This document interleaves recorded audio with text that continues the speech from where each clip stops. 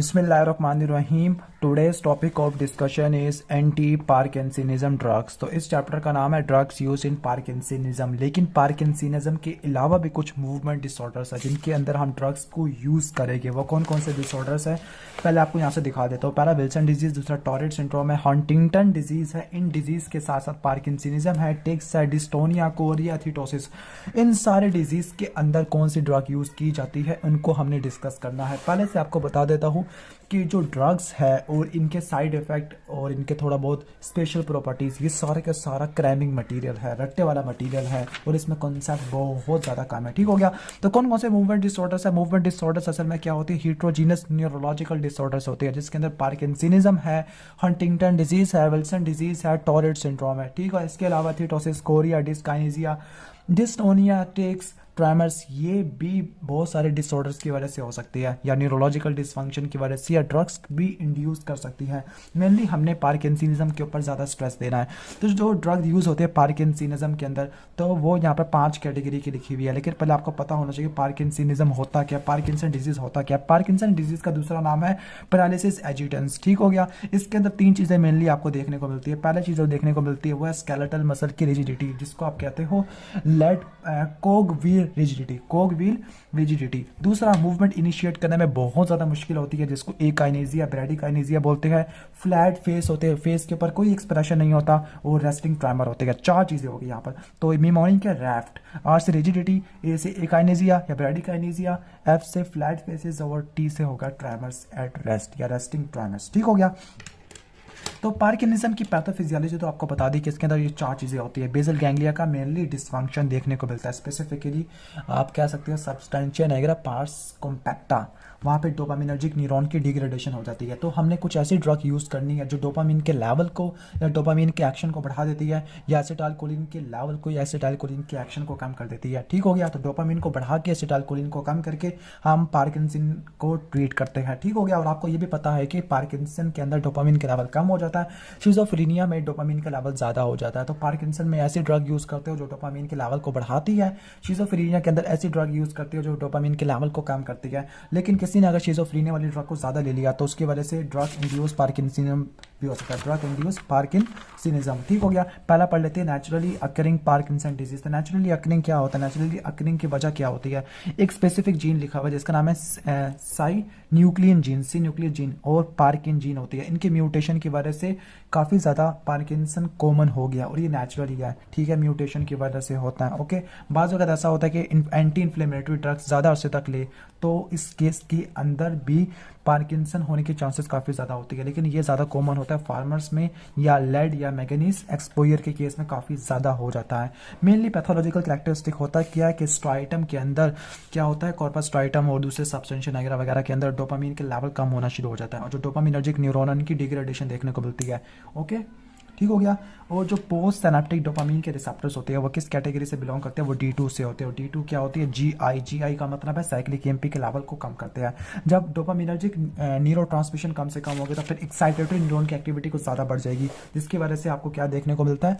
आपको movement disorder देखने को मिलती है, रिजिडिटी देखने को मिलती है, रेस्टिंग ट्रेमर्स वगैरह देखने को मिलते हैं।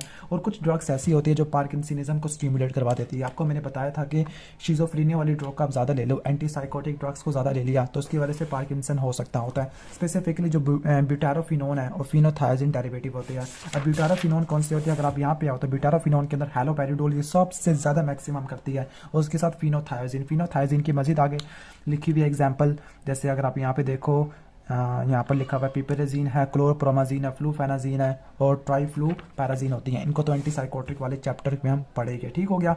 तो ये डोपामिन के रिसेप्टर को ब्लॉक कर देती है। इसके अलावा जो रिजर्पिन है, रिजर्पिन भी क्या करती है? रिजर्पिन भी डोपामिन के लेवल को कम कर देती है। पहले एंटीसाइकोटिक, दूसरा रिजर्पिन। इसके अलावा MPTP ये कौन सी होती है? Methyl 4 phenyl 1 2 3 6 टेट्राहाइड्रोपिरिडीन।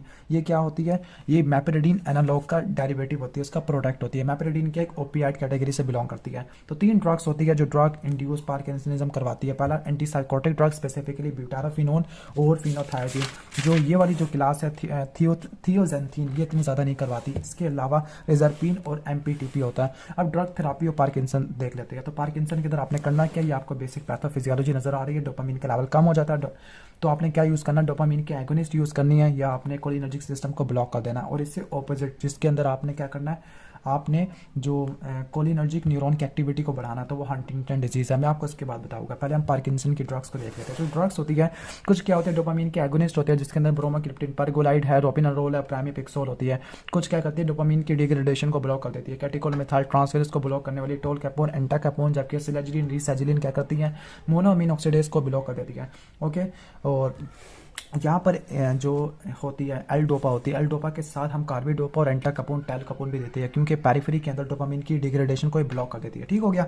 ओके, तो पहले हम देख लेते हैं पहली ड्रग कौन सी है, डोपामीन वाली है लीवोडोपा, जो कि क्या होती है, डोपामीन प्रीकर्सर होती है। डोपामीन प्रीकर्सर होती है। आपको बेसिकली बता दिया है कि पार्किंसन के अंदर आपने डोपामीन के लेवल को या एक्शन को बढ़ा देना है और आपने पैरासिम्पैथेटिक नर्वस सिस्टम के एक्शन को कम कर देना। ठीक है, एंटी मस्करिनिक ड्रग हम यूज़ करेंगे क्योंकि सीएनएस के अंदर मस्करिनिक रिसेप्टर ज़्यादा होते हैं और डोपामीन D2 ज़्यादा होती है। ठीक हो गया। तो डोपामीन की रिलेटिवली बायोअवेलेबिलिटी काफ़ी ज़्यादा कम होती है, पहली बात। दूसरी बात है, ब्लड ब्रेन बैरियर को क्रॉस नहीं कर सकती। इन्हीं दो वजह की वजह से हम डोपामीन को एज इट इज़ यूज़ नहीं कर सकते, बल्कि इसके प्रीकर्सर को यूज़ करते हैं। अब इसका जो प्रीकर्सर होता है, इसके प्रीकर्सर को अगर आप देखो तो ये प्रीकर्सर जाता होता है एक ट्रांसपोर्टर के जरिए जिसका नाम है एल अमाइनो एसिड ट्रांसपोर्टर, और सीएनएस में एंटर होने के बाद ये क्या हो जाता है, इसकी डीकार्बोक्सिलेशन होने के बाद डोपामीन में कन्वर्ट हो जाता है। लेकिन पेरिफेरल टिश्यू में डीकार्बोक्सिलेशन को मिनिमाइज करने के लिए हम कार्बिडोपा देते हैं। ठीक है, कार्बिडोपा भी ब्लड ब्रेन बैरियर को क्रॉस नहीं कर पाती, इसका मतलब ये पेरिफेरल नर्वस सिस्टम के अंदर डीकार्बोक्सिलेशन को ब्लॉक कर देती है, लेकिन सीएनएस के अंदर ब्लॉक नहीं करती। ठीक हो गया। अब इस कम्बिनेशन का फायदा है, इस कम्बिनेशन का फायदा यह होता है कि प्लाज्मा हाफ लाइफ क्या होती है, ज़्यादा हो जाती है किसकी, एल-डोपा की। दूसरी बात, आपको रिलेटिवली कम डोज चाहिए होते हैं एल-लीवोडोपा के। ठीक हो गया। फ्रीक्वेंट डोसिंग कम चाहिए होती है और इसके पेरिफेरल नर्वस सिस्टम के ऊपर साइड इफेक्ट काफ़ी ज़्यादा कम होती है। तो तीन इसके एडवांटेजेस होते हैं। और फार्माकोलॉजिकल इफेक्ट क्या होती है, अब जो पार्किंसनिज्म के अंदर स्पेसिफिकली जो ब्रेडिकाइनेसिया एकाइनेसिया होती है, ये उसको ट्रीट कर देती है और ये मोर्टेलिटी रेट को भी काफ़ी ज़्यादा कम कर देती है। लेकिन ये पूरी तरह पार्किंसनिज्म को या पार्किंसन डिजीज़ को ठीक नहीं करती है। उसका जो रिस्पॉन्स होता है आहिस्ता वक्त के साथ साथ कम होता रहता है। ठीक हो गया, कम होता रहता है। ओके, और इसके साथ साथ यहाँ पे एक वर्ड लिखा हुआ है, उसका नाम है ऑफ पीरियड ऑफ काइनेसिया, कि जो ऑफ पीरियड जिसमें आप मूवमेंट सही तरह नहीं कर पाते, और ऑन पीरियड कौन सा होता है जिसमें आप मोबिलिटी काफ़ी ज़्यादा करते हो। तो जो ऑफ पीरियड होता है वो ऑन पीरियड के साथ अल्टरनेट करता रहता है कि कभी आप मूवमेंट कर नहीं पाते, कभी कभी आप मूवमेंट सही तरह कर पाते हो। तो जो ऑन ऑफ फिनोमिना ये आपको देखने को मिल सकता है और ये डिस्काइनेसिया के साथ प्रेजेंट करता होता है। ठीक हो गया, मूवमेंट एनॉमली को या मूवमेंट एब्नॉर्मैलिटी को डिस्काइनेसिया वगैरह बोलते हैं। अब जो ऑन ऑफ कहते हैं, जो ऑफ पीरियड है उसको आप ट्रीट करने के लिए एपोमॉर्फिन वगैरह ये आप यूज़ कर सकते हो। ठीक है, ओके वगैरह। ओके, इसके बाद हम इसकी टॉक्सिसिटी को देख लेते हैं। इसकी टॉक्सिसिटी क्या होती है, डोज डिपेंडेंट होती है। जीआईटी में एनोरेक्सिया, नोजिया, एमएसिस हो सकती है और इसको प्रिवेंट करने के लिए आप ड्रग को छोटी छोटी डोज के अंदर देते हो, डिवाइडेड डोज के अंदर देते हो। उसके अलावा पोस्चरल हाइपोटेंशन है, क्योंकि आपको पता है डोपामीन क्या होता है, विज़ोडायरेटर के तौर पर इस्तेमाल हो सकता है। इस हाइपोटेंशन को ट्रीट करने के लिए टैकीकार्डिया हो सकता है, सिस्टली और कार्डिक एरिथमिया। ओके, जो कहते हैं कि जो डिस्काइनेसिया भी हो सकता है 80% पेशेंट के अंदर, स्पेसिफिकली जो अपर लिम्ब के अंदर और फेस की कोरियो एथिटोइड मूवमेंट होती है। ठीक है, कोरियो एथिटोसिस हो जाती है। कोरिया का क्या मतलब है, कोरिया क्या होता है, सडन जर्की मूवमेंट होती है कोरिया, और एथिटोसिस क्या होता है, स्लो रीथिंग मूवमेंट होती है। ठीक हो गया। ओके, बिहेवियर एब्नॉर्मैलिटी जैसे एंजाइटी, एजिटेशन, हेलुसिनेशन, डिप्रेशन वगैरह भी देखने को मिल सकते हैं। और लीवोडोपा साइकोसिस वाले पेशेंट के अंदर कॉन्ट्राइंडिकेटेड होता है। ठीक हो गया।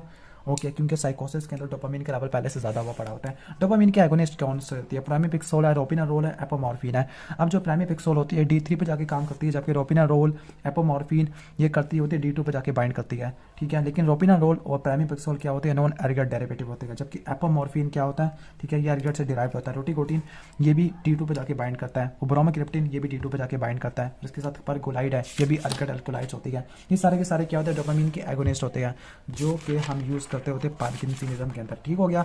अब इसके कुछ इंपॉर्टेंट चीज़ें यहाँ से देख लेते हैं कि जो लीवोडोपा क्या होता है, डोपामीन का प्रीकर्सर होता है। कार्बिडोपा क्या करता है, इसके पेरिफेरल मेटाबॉलिज्म को इनहिबिट कर देता है, पार्किंसनिज्म के अंदर इस्तेमाल होते हैं। ठीक हो गया। क्या साइड इफेक्ट होता है, जीआईटी का अपसेट हो सकता है, डिस्काइनेसिया ऑन ऑफ फिनोमिना जिसके अंदर कभी ऑन पीरियड हो जाता है जिसके अंदर मोबिलिटी ठीक होती है, फिर ऑफ पीरियड हो जाता है जिसमें से बंदे से काम भी नहीं हो पाता। इसके बाद डोपामीन के एगोनिस्ट होते हैं, जो प्रामिपिक्सोल है, प्रामिपिक्सोल क्या होता है, D3 होता है, बाकी सारे क्या होते हैं, D2 होते हैं। ठीक है, डोटिव एगोनिस्ट जगह D3 होता है, प्रामिपिक्सोल होता है, रोटिकोटिन बाकी वगैरह। ओके, अब इनके क्या क्लिनिकल यूजेस होते हैं, अब कुछ अर्ली फेज के लिए और कुछ लेट फेज के लिए। जो अर्ली पार्किंसन डिजीज के लिए होते हैं और जो एल-डोपा के साथ मिला के देते हैं वो कौन सी है, प्रामिपिक्सोल, रोटिकोटिन और रोपिनारोल। तो PRR, ٹھیک ہے. تو یہ استعمال کرتے ہیں ارلی فیز کے لیے اور ایل ڈوپا کے ساتھ ملا کے دیتے ہیں. جو ایپومورفین ہوتا ہے یہ آف پیریڈ کو ٹریٹ کرنے کے لیے استعمال کیا جاتا ہے, ٹھیک ہو گیا. اور یہ ریسکیو تھراپی کے طور پر استعمال ہوتا ہے. ان کے کیا کیا سائڈ افیکٹ ہوتی ہے؟ GIT سائڈ افیکٹ ہوتا ہے, پوسٹرل ہائپوٹینشن سب کی وجہ سے ہو سکتی ہے, اور ڈسکائنیزیا وغیرہ مینٹل ڈسٹربنس بھی ہو سکتی ہے. اوکے, اس کے بعد آ جاتے ہیں مونوامین آکسیڈیز انہیبیٹر. تو مونوامین آکسیڈیز انہیبیٹر کے اندر سلیجلین اور ریسیجلین آ جاتی ہے. دونوں کے دونوں مونوامین آکسیڈیز ٹائپ 2 کو بلاک کر دیتی ہوتی ہے. اس کے علاوہ ایک سلفینامائڈ بھی ہے, یہ بھی اس میں سلفینامائڈ ہے, ٹھیک ہے. یہ بھی کیا کرتی ہے؟ یہ بھی مونوامین آکسیڈیز ٹائپ 2 کو بلاک کر دیتی ہوتی ہے. اب اس کا کلینکل یوز کیا ہوتا ہے؟ کہتے ہیں اس کے پارکنسن کے اندر منیمل ایفیکیسی ہوتی ہے, تو اس کو لیور ڈوپا کے ساتھ ملا کے دیا جاتا ہے, اور زیادہ ریسیجلین کی پوٹینسی زیادہ ہوتی ہے, ٹھیک ہو گیا. تو یہ لیور ڈوپا کے ساتھ ملا کے دیا جاتا ہے, جبکہ سلفینامائڈ کو کبھی بھی مونوتھراپی کے طور پر استعمال کیا جاتا. اب ان کے سائڈ افیکٹ کیا ہوتے ہیں؟ سائڈ افیکٹ وہی ہوتی ہے, GIT ڈسٹریس ہے, ڈسکائنیزیا, ہائپوٹینشن ہوتی ہے, ایسیسٹلی وغیرہ ہو سکتی ہے. اور اگر ان ڈرگ کو میپریڈین کے ساتھ ملا کے دے تو پھر سیروٹونین سنڈروم وغیرہ بھی ہو سکتا ہوتا ہے, یا پھر اگر آپ SSRI کے ساتھ ملا کے دو تو سیروٹونین سنڈروم بھی ہو سکتا ہے اگر آپ میپریڈین وغیرہ یا SSRI یا TCA کے ساتھ ملا کے دو گے. اوکے, اس کے بعد ہے کیٹیکولومیتھائل ٹرانسفیریز انہیبیٹر. تو کرتے کیا ہے؟ یہ اس کے ڈوپامین کے میٹابولزم کو CNS اور پیریفری ان میں بلاک کرتے ہیں. پیریفری پہ دونوں کرتی ہے, جبکہ CNS کے اندر ٹول کپون کرتی ہے. اگر آپ یہاں پہ دیکھو تو یہاں پہ صرف ٹول کپون لکھا ہوگا, انٹا کپون نہیں لکھا ہوگا, کیونکہ انٹا کپون CNS کو کراس نہیں کر پاتی, بلڈ برین بیریئر کو کراس نہیں کر پاتی. ایک امپورٹنٹ ڈرگ آ گئی ہے, وہ ہے ایمنٹیڈین. ایمنٹیڈین ویسے تو آپ نے پڑھنا ہے, ایمنٹیڈین, ریوینٹیڈین اور سلٹیمیویر, ان کو آپ نے پڑھنا ہے HIV کے اندر نہیں بلکہ اینٹی انفلوئنزا وائرس کے لیے اگینسٹ پڑھنا ہے, ٹھیک ہے. ایمنٹیڈین کیا کرتی ہے؟ ایمنٹیڈین کی بہت ساری میکینزم آف ایکشن ہوتے ہیں. پہلا میکینزم آف ایکشن یہ ہے کہ اس نے ڈوپامین کے نیورو ٹرانسمیشن کو بڑھا دینا, ٹھیک ہو گیا. اوکے, یہ کس طرح سے بڑھا سکتی ہے؟ ڈوپامین کے سینتھیسس کو بڑھا دیتی ہے, ڈوپامین کی ریلیز کو بڑھا دیتی ہے, یا ڈوپامین کی ری اپٹیک کو بلاک کر دیتی ہے, جس کی وجہ سے ڈوپامین کی ٹرانسمیشن کافی بڑا ہو جاتی ہے. اس کے علاوہ یہ مسکرینک نمبر سسٹم کو یا مسکرینک ریسپٹر کو بلاک کر دیتی ہے. اینٹی مسکرینک اور ڈوپامینرجک ایکشن ہے اس کے, ٹھیک ہو گیا. اب یہ بریڈیکائنیزیا, ریجیڈیٹی اور ٹریمر وغیرہ کو ٹھیک کر سکتی ہے, لیکن آپ اس کو تھوڑے سے ہفتوں کے لیے, چند ہفتوں کے لیے استعمال کر سکتے ہیں. ان کے سائڈ افیکٹ کیا ہوتے ہیں؟ CNS سائڈ افیکٹ ہوتے ہیں, سائیکوسس ہو سکتا ہے, ہیلوسینیشن, کنفیوژن وغیرہ ہو سکتی ہے. اس کے علاوہ ڈرمیٹولوجیکل ریئیکشن میں لیویڈو, ریٹیکولائٹس وغیرہ یہ بھی ہو سکتے ہوتے ہیں. اس کے علاوہ ایمنٹیڈین ہوتی ہے, وہ پیریفرل ایڈیما کروا دیتی ہے, اس کو ٹریٹ کرنے کے لیے آپ ڈائیورٹک وغیرہ استعمال کرتے ہو. Last anti مسکرینک drug. تو اینٹی مسکرینک ڈرگ جو یوز ہوتے ہیں پارکنسنزم کے اندر وہ ہے پینسٹروپین, بائیپیریڈین اور اورفیناڈرین, ٹھیک ہے. یہ 3 ڈرگ یوز ہوتی ہے. اس کو یاد کرنے کا طریقہ کیا ہے؟ BPO, ٹھیک ہے. پنجاب یا بینک آف پنجاب, یا BOP بھی کر سکتے ہو, بینک آف پنجاب, ٹھیک ہو گیا. B سے کیا ہوگا؟ بینسٹروپین ہے, O سے اورفیناڈرین ہے, اور B سے کیا ہوگا؟ بائی پیراڈین ہوتی ہے. یہ کرتی کیا ہے؟ کولینرجک سسٹم کو بلاک کر دیتی ہے. تو یہ ڈرگ کیا کرتی ہے؟ ٹرائمر کو اور ریجیڈیٹی کو تو امپروو کر دیتی ہے, لیکن بریڈیکائنیزیا کے اوپر زیادہ ایکشن نہیں ہوتا, ٹھیک ہے. وہ بریڈیکائنیزیا کو امپروو کرتی ہے ایمنٹیڈین, لیکن وہ کافی شارٹ ڈیوریشن کے لیے استعمال کی جاتی ہے. سائڈ افیکٹ کیا ہوگا؟ ہر ایک کی وجہ سے ہیلوسینیشن, ڈیلیورین, ڈپریشن وغیرہ ہو سکتی ہے, اور ایک پیریفرل ایڈورس افیکٹ کے اندر ایٹروپین لائک ڈرگ جیسا بہیو کرتے ہیں, ایٹروپین ٹاکسٹی وغیرہ دیکھنے کو مل سکتی ہے. اور اس کے علاوہ ٹارڈیو ڈسکائنیزیا کو بھی کیا کر سکتے ہیں؟ ایگزیکربیٹ کر سکتی ہے, اس کو بڑھا سکتے ہوتی ہے, ٹھیک ہے, جو کہ اینٹی سائیکوٹک ڈرگ کے پرولونگ یوز کی وجہ سے ہوتا ہے. اوکے, تو یہ تو ہو گیا پارکنسن. اس کے علاوہ کچھ دوسرے موومنٹ ڈس آرڈرس ہے. پہلا ہے اسینشل اور فیزیولوجیکل ٹریمرس ہوتے ہیں. کہتے ہیں سملر کنڈیشنز جس میں کیا ہوتا ہے؟ پوسچرل ٹریمر دیکھنے کو ملتے ہیں. اب ان میں آپ کو انزائٹی ہے, کن کی وجہ سے زیادہ ہو جاتی ہے؟ انزائٹی میں بڑھ جاتے ہیں, فٹیگ کی وجہ سے, یا کچھ ڈرگس ہوتی ہے برونکو ڈائلیٹر یا ٹرائی سائکلک اینٹی ڈپریسنٹ یا لیتھیم کی وجہ سے اسینشل یا فیزیولوجیکل ٹریمرس دیکھنے کو ملتے ہیں. ان کو ٹریٹ کرنے کے لیے بیٹا بلاکر یوز کرتے ہیں, پروپینولول, لیکن کو ہارٹ فیلئر والے پیشنٹ کے اندر ایستھما, ڈائبٹیز اور ہائپوگلائسیمیا, ان 4 کنڈیشن کے اندر آپ یہ تھوڑے سے کانٹرا انڈیکیٹڈ ہوتے ہیں. میٹاپرولول بیٹا 1 سلیکٹیو ہے, تو یہ اس پیشنٹ کے اندر جس کو پلمونری ڈیزیز ہے تو اس کے اندر اس کو پریفر کیا جاتا ہے, ٹھیک ہو گیا, پلمونری ڈیزیز والے کو. جبکہ اینٹی ایپیلیپٹک ڈرگس ہوتی ہے, فار ایگزامپل گیباپینٹین, پریمیڈون اور ٹوپینامیڈ. اس کو یاد کس طرح سے کرنا ہے؟ اپنے GPT سے یاد رکھنا ہے, ٹھیک ہے. اوکے, اس کے علاوہ انٹرامسکولر انجیکشن آف بوٹولینم ٹاکسن, ٹھیک ہے, تو یہ بھی یوز کرتے ہیں اسینشل ٹریمر کو ٹریٹ کرنے کے لیے. تو GPTB وغیرہ, ٹھیک ہے. جنرل فزیکل TB ایگزامینیشن, تو G سے کیا ہوگا؟ گیباپینٹین ہے, P سے پرائمیڈون ہے, جبکہ T سے ٹوپینامیڈ ہے. ٹوپینامیڈ اور گیباپینٹین تو اینٹی سیزر ڈرگ ہوتی ہے, جبکہ بوٹولینم اینٹی کولینرجک ڈرگ ہوتی ہے, ٹھیک ہے. اس کے بعد ہانٹنگٹن ڈیزیز. ہانٹنگٹن ڈیزیز آٹوسومل ڈومیننٹ ڈس آرڈر ہے, جس کے اندر ہانٹنگٹن جین میں آٹوسومل ڈومیننٹ میوٹیشن آ جاتی ہے. اس کے اندر یہ ہوتا ہے کہ گابا کا فنکشن کافی زیادہ کم ہو جاتا ہے, ڈوپامین کا فنکشن کافی انہانس ہو جاتے ہیں, اور اس میں کولینرجک سسٹم کی بھی ایکٹیویٹی کافی زیادہ کم ہو ہو جاتی ہے. تو اس کے اندر ڈرگ کون کون سی یوز ہوتی ہے؟ ایسی ڈرگ یوز ہوتی ہے جو امائن کو ڈپلیٹ کرتی ہے، جس طرح ڈیزرپین ہے، ٹیٹرابینازین ہے، یہ کیا کرتی ہے؟ ڈوپامین کی ڈپلیشن کروا دیتی ہے. اس کے علاوہ ڈوپامین کے اینٹاگونسٹ جیسے ہیلوپیریڈول ہے، پرفینازین ہے، یہ بھی یوز کرتے ہیں، اولنزپین وغیرہ بھی یوز کرتی ہے، جو کہ second generation anti psychotic drug ہے. ٹوریٹ سنڈروم کو ٹریٹ کرنے کے لیے بھی ہیلوپیریڈول استعمال کرتے ہیں. اس کے علاوہ دوسرے D2 بلاکر فار ایگزامپل پیموزوائڈ، ٹھیک ہے، پیموزوائڈ. اس کے علاوہ 3C یہ بھی یوز کرتے ہیں کس کے اندر؟ ٹوریٹ سنڈروم کے اندر. اب ڈرگ انڈیوسڈ ڈسکائنیزیا ہوتا ہے، ڈرگ انڈیوسڈ ڈسکائنیزیا. اب آپ کو پتا ہے کہ جو اینٹی سائیکوٹک ڈرگس ہوتی ہے جو شیزوفرینیا کو ٹریٹ کرنے کے لیے استعمال ہوتی ہے، تو وہ پارکنسن بھی کروا سکتی ہے. پارکنسنزم کو پریونٹ کرنے کے لیے ہم تو یا تو ڈرگ کی ڈوز کو کم کر دیتے ہیں، یا پھر ہم ایسی تھراپی یوز کرتے ہیں جو ایکسٹرا پیرامیڈل فنکشن کو کم سے کم خراب کرتی ہے، یا اس کو مسکرینک بلاکر سے ٹریٹ کر دیتے ہیں. یہ 3 کنڈیشن ہوتی ہے، ٹھیک ہو گیا. ایکیوٹ ڈسٹونیا کے کیس کے اندر ہم بینزٹروپین یا ڈائفین ہائیڈرامین اپلائی کرتے ہیں. ڈائفین ہائیڈرامین کیا اینٹی ہسٹامینک ڈرگ ہے. لیور ڈوپا اور کاربیڈوبروماکرپٹین یوزفل نہیں ہوتے کیونکہ ڈوپامین ریسپٹر بلاک ہو جاتے ہیں اینٹی سائیکوٹک ڈرگس میں. تو اگر اینٹی سائیکوٹک ڈرگس یوز کر رہے ہو اور اس کی وجہ سے ڈسکائنیزیا ہوتا ہے اور پارکنسنزم بھی ہوتا ہے، تو اس کو ٹریٹ کرنے کے لیے بینزٹروپین اور ڈائفین ہائیڈرامین یوز کرتے ہو. جو ٹارٹیو ڈسکائنیزیا ہوتا ہے اس کو ٹریٹ کرنے کے لیے ڈیوٹرابینازین، بڑا مشکل نام ہے اس کا، ویلبینازین ہے، یہ استعمال کرتے ہوتے ہیں. ٹھیک ہو گیا. یہ کس کو بلاک کرتی ہے؟ VMAT2 کو بلاک کرتی ہے، جو کہ ڈوپامین کی ریلیز کو کنٹرول کرتا ہوتا ہے. ٹھیک ہے. اس کے بعد ولسن ڈیزیز ہے. ولسن ڈیزیز کے اندر کاپر کا میٹابولزم کافی زیادہ ہو جاتا ہے، یعنی کاپر کی ڈیپوزیشن ٹیشو کے اندر کافی زیادہ ہو جاتی ہے. تو پھر کاپر چیلیٹر ایجنٹ جس کے اندر ڈائی میتھائل سسٹین یا پینیسیلامین ہے یہ یوز کیے جاتے ہیں. اس کے علاوہ ٹرائی انٹین ہے، اوکے، اور اس کے علاوہ کچھ اور ڈرگ بھی تھی وہ بھی ہم یوز کرتے ہوتے ہیں. اس کے بعد ہے ریسٹ لیس لیگ سنڈروم. اس میں کیا ہوتا ہے کہ اب لوور لمب کے اندر ان پلیزنٹ کریپنگ ڈسکمفرٹ ہوتا ہے، اسپیسیفکلی ریسٹنگ کنڈیشن کے اندر. یہ پریگننٹ وومن میں یا یوریمک یا ڈائبیٹک پیشنٹ کے اندر کافی زیادہ کامن ہوتا ہے. تو ڈوپامینرجک تھراپی زیادہ پریفر کی جاتی ہے. اس کے اندر پرامیپکسول جو کہ کیا ہوتی ہے؟ پرامیپکسول D3، جبکہ روپینارول یہ D2 ہوتی ہے. اس کے علاوہ اوپیائڈ انالجیسکس ہے، بینزوڈائزپین ہے اور اینٹی کنولسنٹ کارباپینٹین ہے، یہ بھی یوز کیے جاتے ہیں. اب یہ والے اتنے زیادہ رٹے والا ٹاپک ہے، آئی تھنک یہ والا آپ کو بھی پسند نہیں آئے گا ٹاپک، لیکن کیا کریں مجبوری ہے. تو اگر ویڈیو اچھی لگی ہو تو اس کو لائک کر دینا اور چینل پر نہیں ہو تو سبسکرائب کر کے ہی جانا. Thanks for watching this video. اللہ حافظ.